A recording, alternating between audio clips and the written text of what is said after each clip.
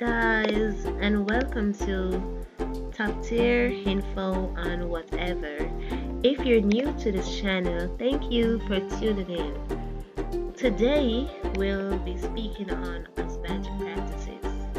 And when you hear husbandry practices, you're probably wondering what is husbandry practices. So, husbandry practices refers to the care, management, and breeding of animals and plants by humans for various purposes, such as food production, companionship, or work.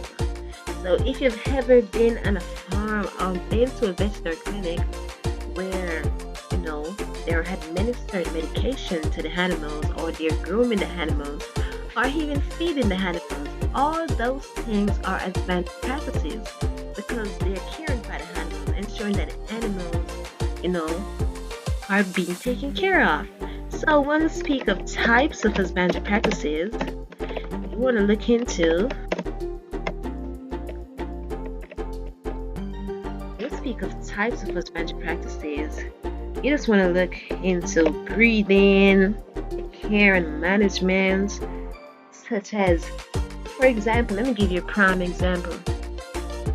When you take your animal to the vet to be groomed, for the nails to be clipped, or for just to be shared, all those are husbandry practices because you're caring for your animals. You're adding some form of care and affection to the animal, and that's why you're actually doing that. So as it relates to farm animals now,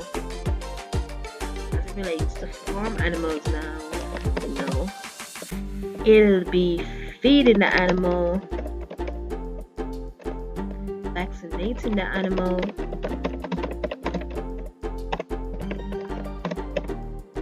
grooming the animal.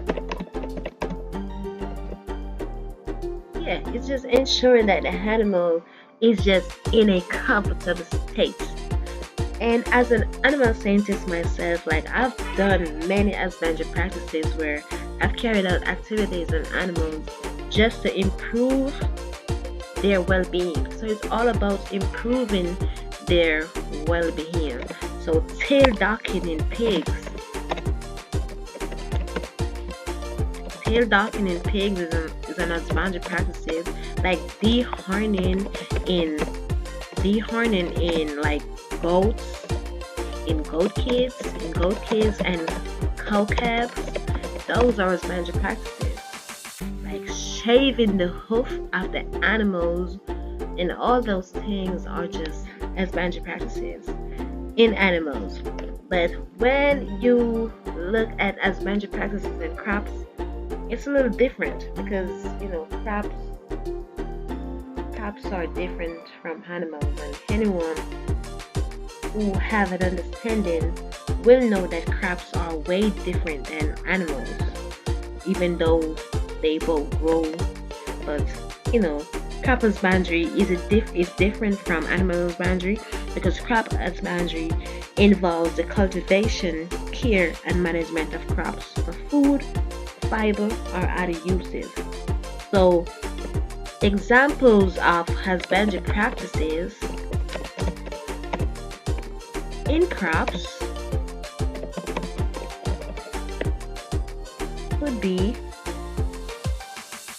planting, irrigation, because you're ensuring that you provide the crops with water for them to grow. Fertilization is that you're providing nutrients. You're providing nutrients for your crops because you want them to grow. Pest control, because you're preventing pests from stealing away all the nutrients and resulting in your plants not growing at their optimal and you not getting a good yield because the pests destroy them. So pest control and harvesting, those are husbandry practices in crops. And I'm not going to say that these are the only husbandry practices that are done in crop production, but these are the main ones. These are the basic ones that like anyone would understand. Like if I say like I'm gonna, when you hear plants, you know that you have to water the plants. You know, you have to fertilize the plants. You have to do pest control. You have to get your herbicides, your insecticides, and your nomicides. You have to get all of those things to get rid of pests that would cause harm to your crops.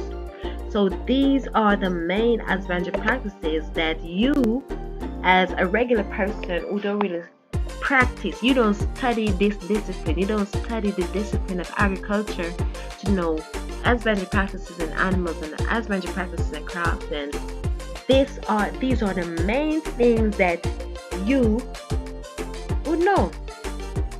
And you have husbandry practices in other stuff, such as husbandry practices in horticulture. So when you speak of husbandry practices in horticulture, now you know that horticulture is for just ornamental. It's all for the aesthetics, beautification. When you hear ornamental horticulture, you know it's for beautification. So this, you know, it would involve flowers, ornamental plants for aesthetics, so recreational or commercial purposes. So these are the stuff. In apiculture, husbandry practices in apiculture now, you know, you have to care for the bees. You have to care for the honeybees, right?